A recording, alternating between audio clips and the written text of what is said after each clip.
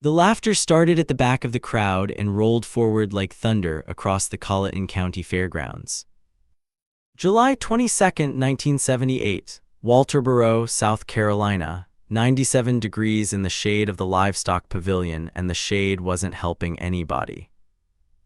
And there stood Otis Holloway, 52 years old, sunburnt across the back of his neck, his blue cotton work shirt stuck to his shoulder blades, one hand resting on the faded green fender of a 1947 Allis-Chalmers All-Crop 60 combine that he'd hauled in on a borrowed flatbed.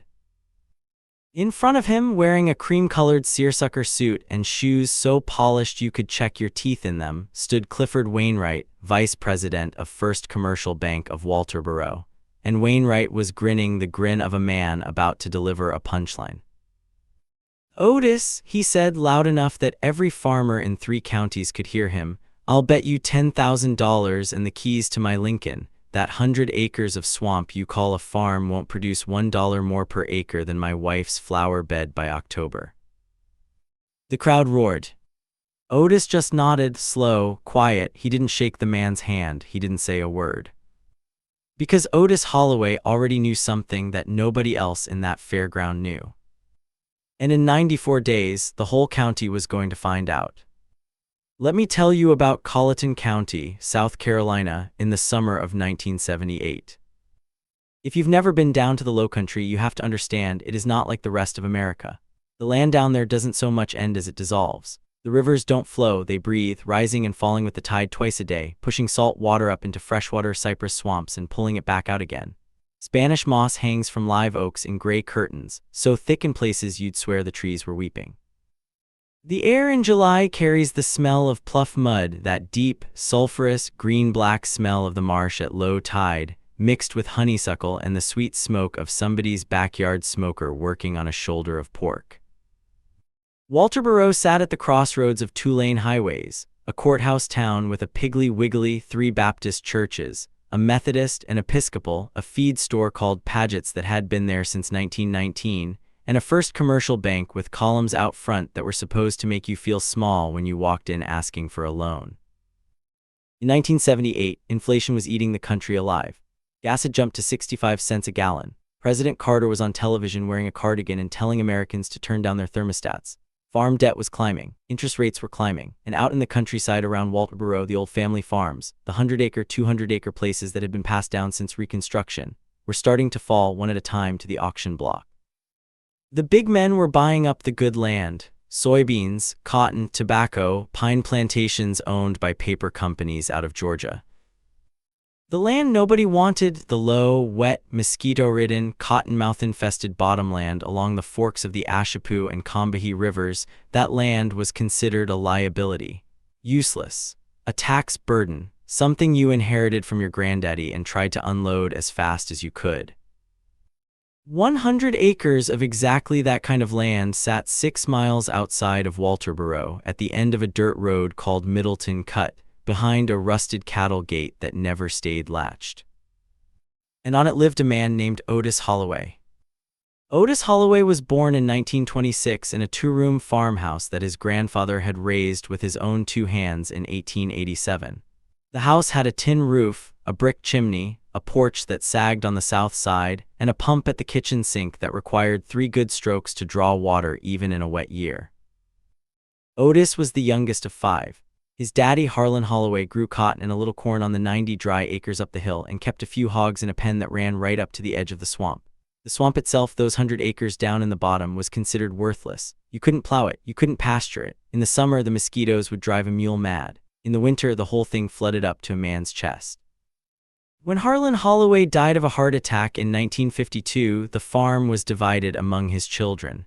The good land, the cotton ground, went to Otis's older brothers. Otis, being the youngest and least troublesome, got the swamp. His brothers laughed about it at the funeral.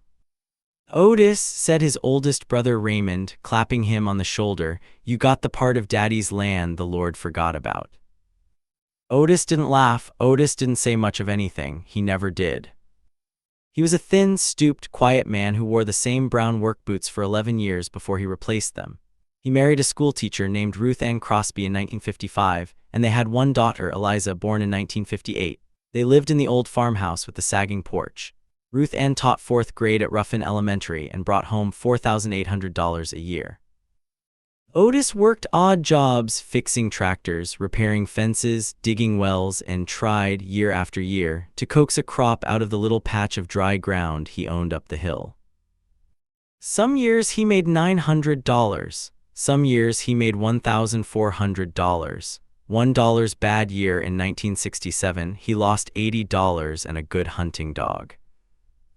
By 1978, he was 52 years old, 2 mortgage payments behind, and First Commercial Bank was sending him letters printed on cream-colored paper with serious-looking letterheads.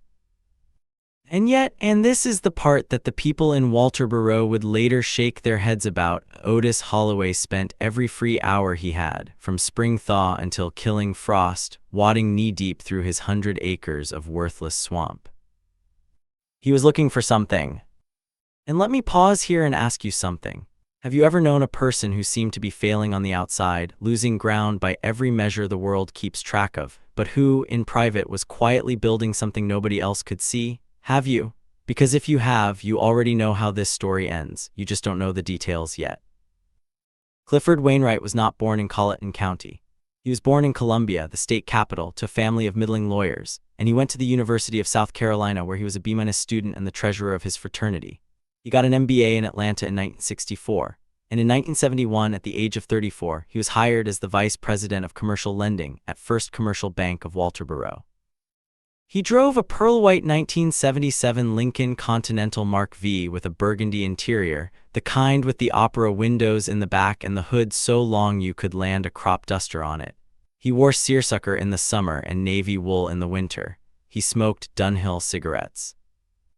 He kept a bottle of Maker's Mark in his desk drawer at the bank, and on Friday afternoons he poured it into a heavy crystal glass and entertained the men he considered worth entertaining, which is to say, the men with more than 1,000 acres. Clifford Waywright believed, as a matter of deep and settled conviction, that the small American farmer was obsolete. He'd said so in a speech to the Walterboro Rotary Club in the spring of 1976. He called the 100-acre family farm an emotional relic. He said the future belonged to scale, efficiency, and capital. He said the men who couldn't adapt were going to be, in his exact words, plowed under by history. Now, here's the thing. Waywright was not a cruel man, not in the way you might think of cruelty. He didn't kick dogs. He was polite to waitresses. He donated to his church every Easter. But he had a particular kind of contempt. The contempt of a man who has mistaken his own certainty for wisdom. The contempt of a man who looks at a quiet person in worn boots and assumes, automatically, without thinking, that the quiet person must be simple. And Otis Holloway was, to Clifford Waywright, an especially satisfying target, because Otis owed the bank $11,400 on a second mortgage, and Waywright had been trying for 18 months to get Otis to sign a quitclaim deed, to hand over the 100 acres of swamp to the bank at fire sale value, so the bank could flip it to a pulpwood company out of Savannah for 3 times what it was worth on paper. Otis kept refusing. And every time Otis refused, in that quiet mumble of his, without making eye contact, it drove Clifford Waywright a little bit further out of his mind. So when Waywright saw Otis at the Colleton County Agricultural Fair on that July afternoon in 1978, hauling in some old green wreck of a combine from 1947 like he thought he was going to farm something, Waywright saw an opportunity. An opportunity to humiliate the man in public. An opportunity to make him sign. The Colleton County Agricultural Fair was not in those days a small affair. It drew crowds from 6 counties.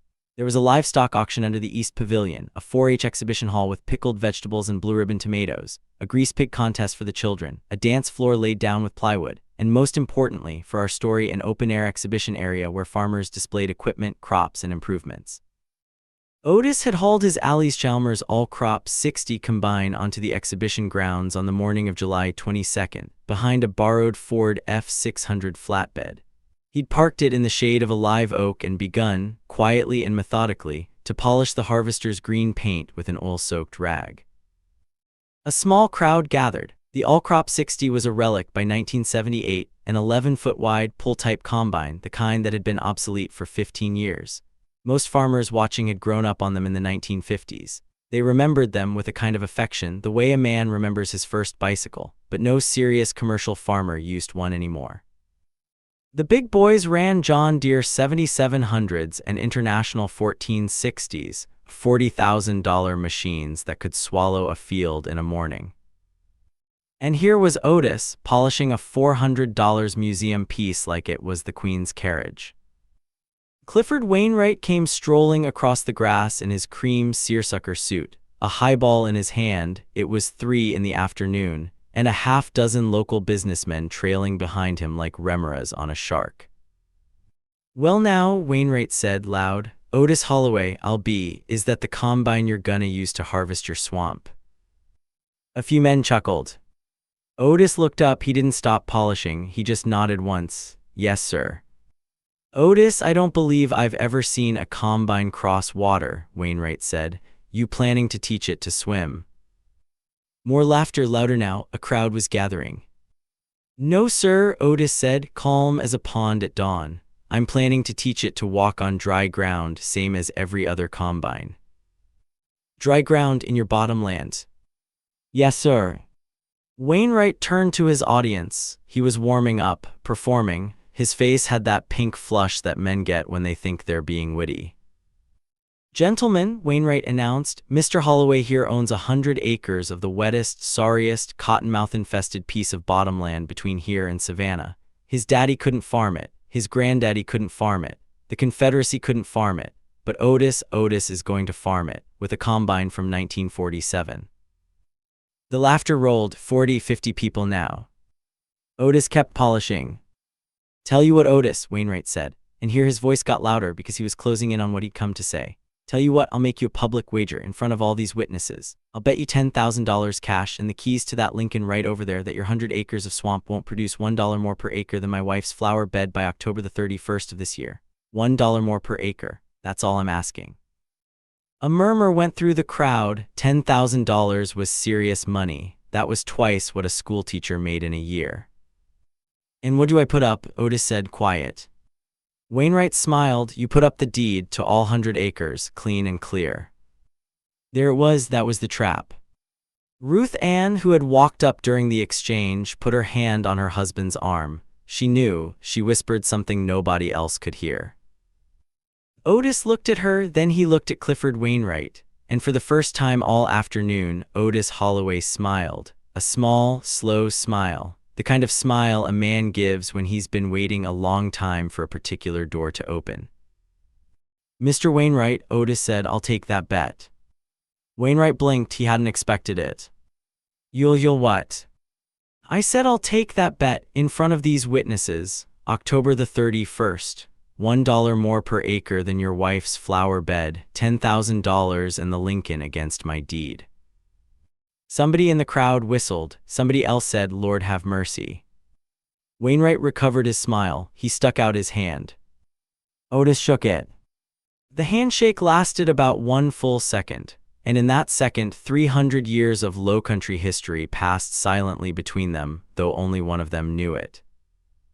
And let me pause here and ask you something. Have you ever watched a man walk into a trap he built himself? Have you ever watched somebody so certain he was the smartest man in the room that he never thought to look down at the ground beneath his feet? Because that is exactly what was happening on that hot July afternoon in Walterboro, South Carolina. Clifford Waywright had just shaken hands on a bet he could not possibly win, and he did not have the faintest idea why. Now I need to take you back before the fair, back before the handshake, because you cannot understand what Otis Holloway was about to do unless you understand what he had been doing quietly for 26 years. It started in 1952, the year Otis inherited the swamp.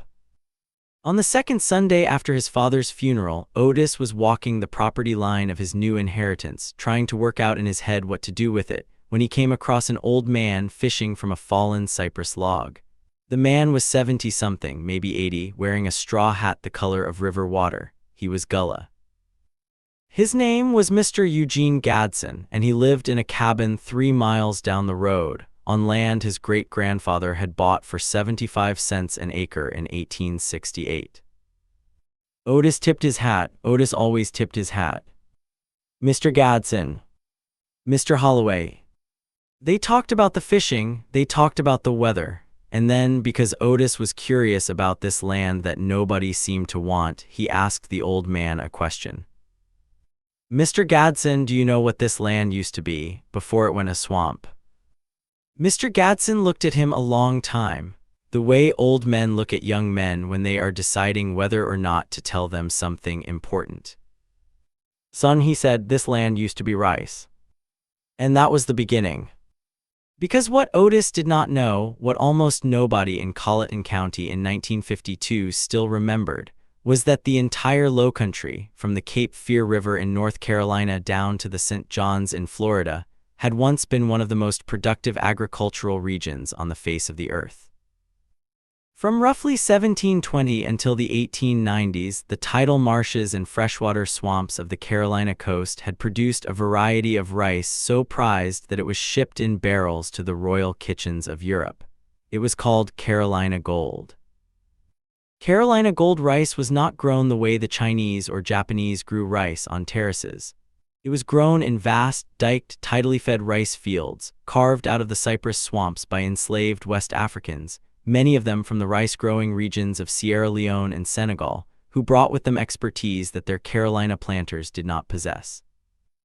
They built an engineering system of earthen dikes, wooden floodgates, and canals called rice trunks that used the natural rise and fall of the tide to flood and drain the fields on command.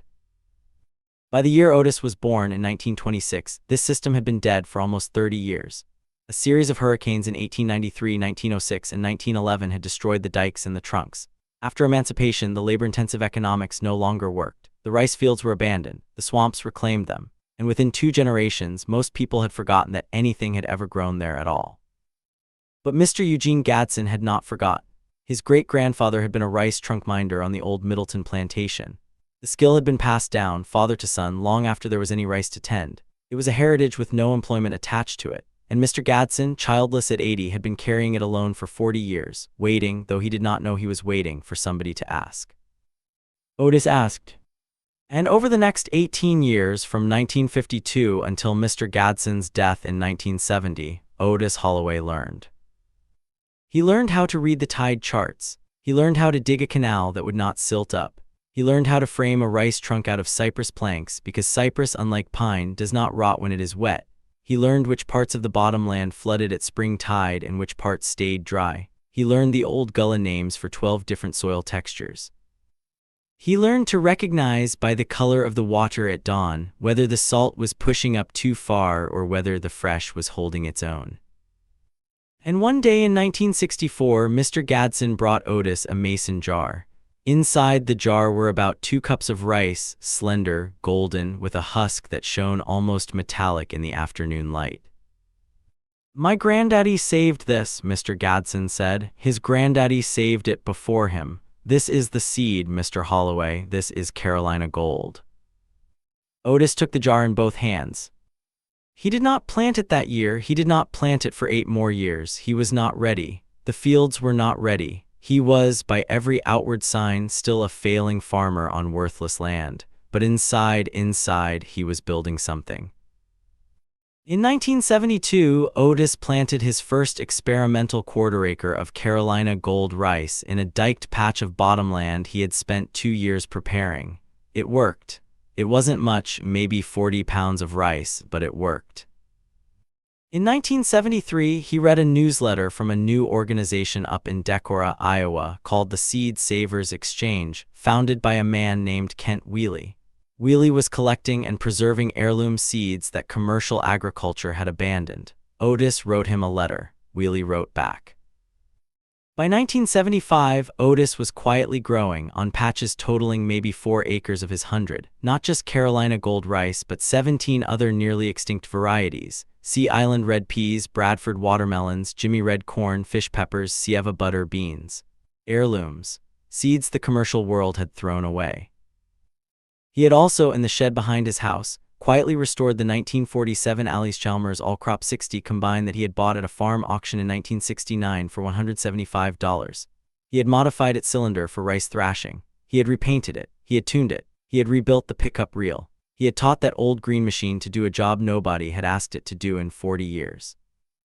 and he had acquired through an advertisement in the back of a trade journal, a Clipper office tester and cleaner Model 400 for $225. It was a seed cleaning machine the size of a small piano from the A.T. Farrell Company, built in 1953. It separated seed from chaff with a precision that modern machines could not match. He kept it in the back room of the barn. He had never shown it to anyone.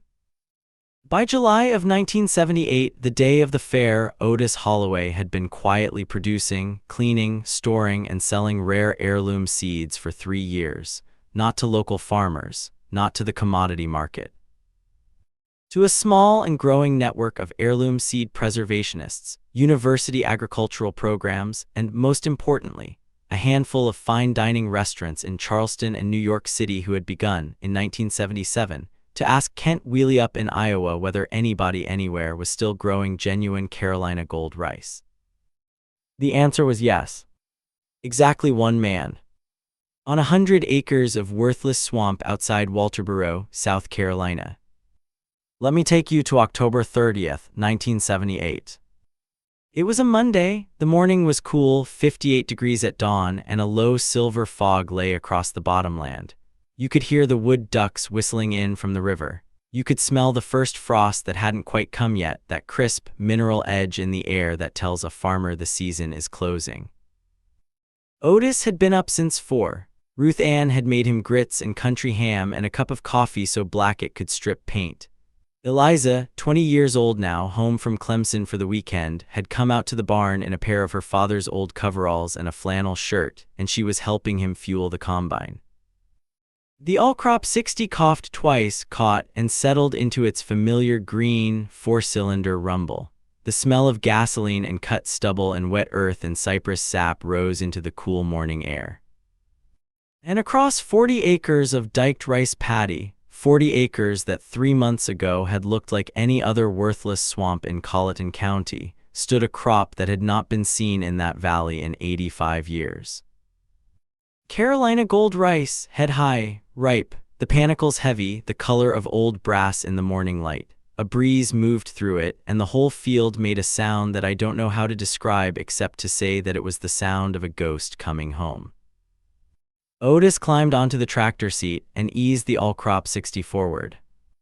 The blade met the rice, the reel turned, and 40 acres of Carolina gold began, row by row, to pour into the hopper. Now here is what Wainwright did not know, and what the crowd at the fair had not known, and what almost nobody in Colleton County knew in October of 1978. Commodity rice, the long-grain stuff that was grown in Arkansas and Louisiana and sold to Kellogg's and Uncle Ben's, was trading in October of 1978 at about $8.20 per hundredweight. That's about 8 cents a pound. At that price, 40 acres of commodity rice would gross a farmer about $13,000. Minus expenses, maybe $4,000 in profit. Decent money, but not life-changing. Carolina gold rice, genuine, historically accurate, pedigreed Carolina gold rice, grown using tidal flooding, hand-harvested or combine-harvested with period equipment, and cleaned with a Clipper Model 400, was selling in October of 1978 for $14 a pound as seed stock to the Seed Savers Exchange Network, and for $6 a pound as culinary rice to a handful of Charleston and New York chefs who had begun, that very year, to reconstruct antebellum lowcountry cuisine. 40 acres of Carolina gold at even a conservative yield of 1,800 pounds per acre comes to 72,000 pounds. Do the math with me. Even if Otis sold only 20% of it as seed stock at $14 per pound, and the other 80% as culinary rice at $6 per pound, that's $201,600 for the culinary, plus $201,600 for the seed. That's $403,200. $400,000 on 40 of his 100 acres. And that's not even counting the other 60 acres where he was also growing Sea Island red peas and Bradford watermelons saved for seed, and Jimmy red corn for a bourbon distillery up in Kentucky, and fish peppers for a spice company in Baltimore. For the full 100 acres, Otis Holloway's gross that year was going to come to, and he had done the arithmetic in pencil on the back of a Southern States feed receipt, $617,400. Per acre, that worked out to $6,174. Clifford Wainwright's wife grew hybrid tea roses in a raised bed outside their house on Jefford Street. She sold the cuttings at a Saturday flower market for, on a good day, about $40. Her flower bed was 80 square feet, which meant, on an acre-equivalent basis, that Mrs. Wainwright's flowers grossed her, Otis had done this math, to about $21,780 per acre. Which meant Otis had lost the bet by about $15,000 per acre. Except he hadn't, because the bet wasn't against a full acre of flowers. The bet was against the flower bed itself, 80 square feet, which had grossed Mrs. Wainwright for the entire summer a grand total of $312. Otis's 100-acre swamp had just outgrossed her flower bed by $617,000. And every man and woman who witnessed the handshake at the fair was about to hear the numbers. October 31st, 1978, Halloween, the payoff date. Otis drove into Walterboro at 10 in the morning in a borrowed pickup truck with a burlap sack of Carolina Gold rice on the passenger seat and a manila folder of sales receipts on the dashboard. He parked in front of First Commercial Bank. He walked in. Wainwright was at his desk, crystal glass already out, Friday tradition though it was Tuesday. Otis. Mr. Wainwright. Otis set the burlap sack on the desk. He set the folder beside it. He did not sit down. What's this? Receipts, Mr. Wainwright, Carolina Gold rice, 40 acres of my swamp. Sold to Middleton Place in Charleston, to the Seed Savers Exchange up in Iowa, to a restaurant called the Quilted Giraffe in New York City, to a man named Glenn Roberts who says he's gonna restart the industry. You can add it up yourself. Wainwright opened the folder. He did not speak for 90 seconds.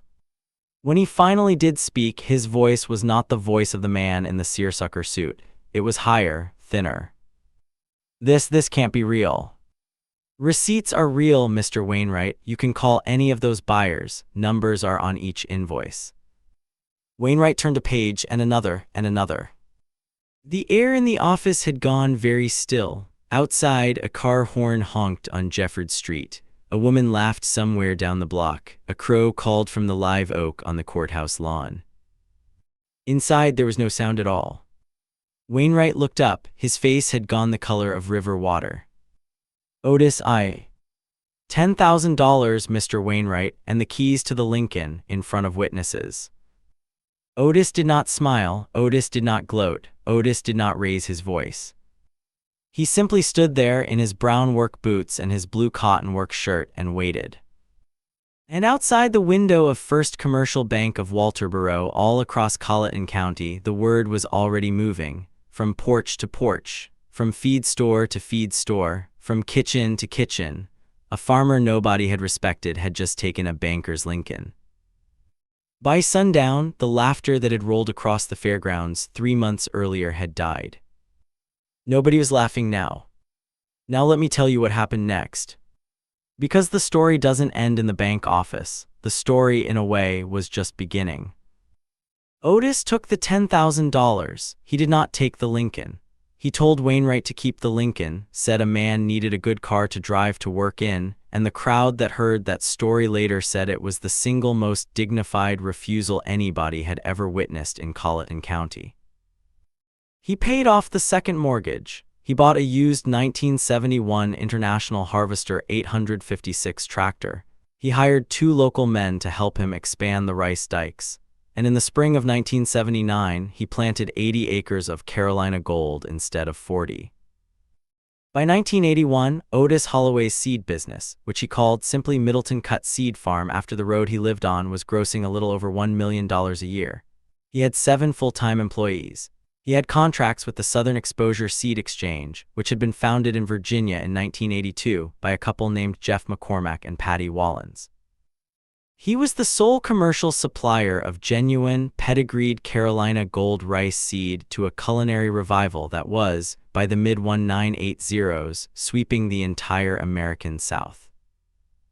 In 1985, a man named Glenn Roberts drove down from Columbia to meet with Otis. Roberts was working on a project to revive Southern heirloom grains, what he would eventually call Anson Mills. He sat on Otis's sagging front porch for 3 hours. They drank sweet tea. Ruth Ann brought them a plate of biscuits. And Otis sold Roberts 40 pounds of seed rice at the old price of $14 a pound, with a handshake, a different kind of handshake than the one in 1978, that would eventually help launch one of the most significant agricultural revivals in modern Southern history. In 1988, Otis was inducted into the South Carolina Agricultural Hall of Fame. He wore a suit. He hated every minute of it. Ruth Ann said it was the proudest night of her life. In 1991, Otis's daughter Eliza, who had become an agronomist at Clemson, took over the farm. She expanded it to include 19 additional heirloom varieties. By 1994, Middleton Cut Seed Farm was sending seed packets to all 50 states and to 11 countries. And Clifford Waywright. Clifford Waywright was fired from First Commercial Bank in the spring of 1981. Not because of the bet officially was never discussed inside the bank, but because in the 3 years after that October afternoon, Wainwright's loan approvals dropped by 40%. He had lost his nerve. He could no longer look at a small farmer without seeing Otis Holloway. He could no longer tell which applications in front of him were good bets and which were bad. He began second-guessing himself. He began drinking before noon. By 1981, the bank's regional president called him into an office and, in a quiet conversation that lasted 12 minutes, suggested that Mr. Wainwright might be happier in another line of work. Wainwright sold the Lincoln in 1983. He moved to Augusta, Georgia. He got a job selling commercial real estate. Nobody in Walterboro heard from him again. Otis Holloway lived until 2004. He died in his sleep in the same farmhouse his grandfather had built in 1887 at the age of 78. His obituary in the Walterboro Press and Standard ran for 2 full columns. The headline read, "The Farmer Who Remembered." And here is the part of the story that I want you to hold on to. Because 6 weeks after the handshake at the fair, a few days after the payoff at the bank, but long before any of the rest of it had happened, Otis drove out to Mr. Eugene Gadsden's family cemetery on a patch of ground behind the old Gadsden cabin. Mr. Gadsden had been dead 8 years by then. His headstone was a simple concrete slab with his name and his dates and nothing else. Otis brought a handful of Carolina gold rice from the harvest. He knelt down. He scattered it on the grave. He didn't say anything. Otis never said much. But the wind moved through the live oaks and the Spanish moss shifted, and somewhere, if you believe in those things, an old man in a straw hat the color of river water smiled. Let me pause here one last time and ask you something. What do you own that the world has told you is worthless? What piece of ground or what piece of your life have you looked at for years and thought, this is a liability, this is land the Lord forgot about, this is a mistake I'm stuck with? Because I want to tell you something that Otis Holloway knew and that Clifford Waywright never learned. Land is never worthless. Skills are never worthless. Old knowledge is never worthless. Sometimes a thing is called worthless only because the people looking at it have forgotten what it was meant for. Sometimes 100 acres of swamp is really 100 acres of rice field waiting for a man patient enough to remember. Sometimes an old man fishing from a cypress log is carrying in his head 300 years of knowledge that no university can replace, but only if somebody bothers to tip his hat and ask. And sometimes, a quiet man in brown work boots who has been failing by every measure the world keeps track of is actually the wealthiest man in the county. Because wealth is not what sits in a crystal glass on a Friday afternoon. Wealth is what grows slowly in the dark in the swamp over 26 years of listening. Clifford Waywright drove a Lincoln Continental, but Clifford Waywright was, in the end, a poor man. He had capital and he had certainty and he had contempt and he had nothing else. When the certainty failed him, there was nothing underneath. Otis Holloway drove a borrowed pickup truck, but Otis was from the very beginning a rich man. He had patience and he had humility and he had the grace to learn from an old man who most of the county had written off. And when the day of reckoning came, there was a whole world underneath him, 100 acres deep, 300 years old and full of gold. We live now in an age that tells us to move fast, to scale up, to break things. We are told that old wisdom is sentimental, that slow work is weak work, that the quiet man with the worn boots is a man to be pitied, not imitated. Don't you believe it? The next time you drive past a piece of land everybody says is worthless, stop, roll the window down, look closer. The next time you meet an old man or an old woman nobody is listening to anymore, tip your hat, ask them a question, wait for the answer. And the next time the world laughs at you for the slow, patient, unfashionable thing you're building in the dark. Remember Otis Holloway.